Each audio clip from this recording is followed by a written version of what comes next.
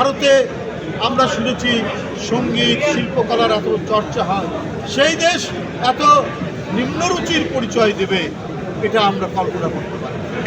এই জাহিদ ভাই নিয়ে আসেন তো।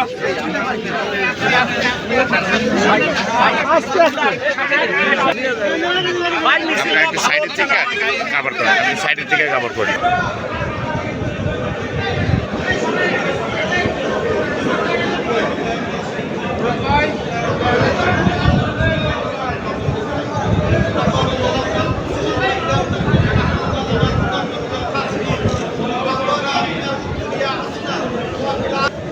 ষড়যন্ত্রের মধ্যে দিয়ে আমাদেরকে এগোতে হচ্ছে, আমাদেরকে অনেক চক্রান্তের মধ্যে দিয়ে এগোতে হচ্ছে।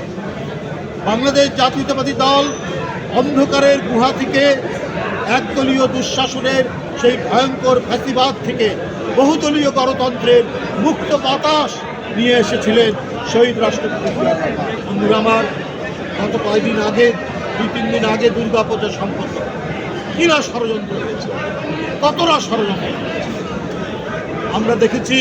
আমরা নিজেরা নিজেদের মধ্যে আলোচনা সমালোচনা করি, কিন্তু ডক্টর মোহাম্মদ ইউনূস বাংলাদেশের আন্দোলন পরবর্তী তিনি প্রধান উপদেষ্টা, প্রত্যেকেই তাকে সমর্থন করেছে।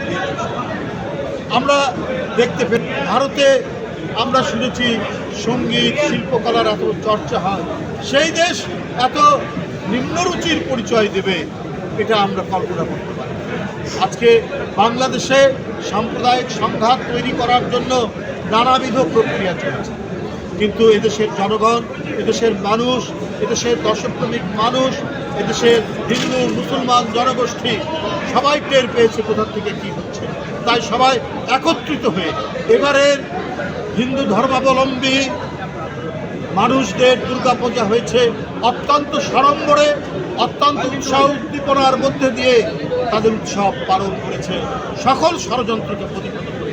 বন্ধুরা, ভারতে যদি সেখানে মোদী সাহেব মধ্যযুগের অন্ধকার নামিয়ে নিয়ে আসেন, আমরা বাংলাদেশের মানুষ সেই অন্ধকার আমরা গ্রহণ করতে পারি।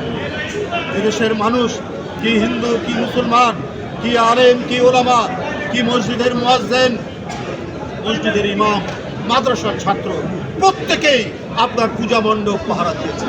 এইটা হচ্ছে আমাদের ঐতিহ্য, এই সম্প্রীতির ঐতিহ্য।